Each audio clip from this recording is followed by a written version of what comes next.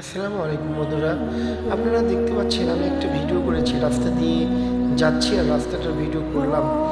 কেন করেছি সেই উদ্দেশ্যটা আপনাদের সাথে এখন শেয়ার করব।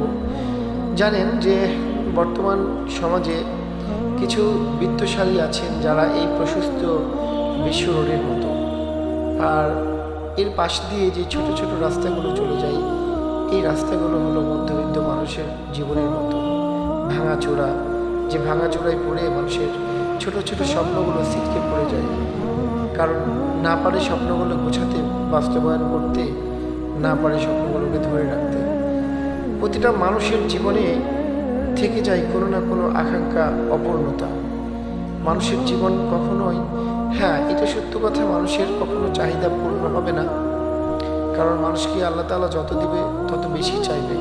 কিন্তু বেঁচে থাকার জন্য যতটুকু প্রয়োজন আপনি চেষ্টা করছেন, আপনার পাশে মানুষগুলো আপনার চেষ্টা দেখছে, আপনি চেষ্টা করছেন, তাদের পূর্ণ করার অ্যাবিলিটি আছে কিন্তু করবে না। ভালো থাকবেন, আল্লাহ হাফেজ।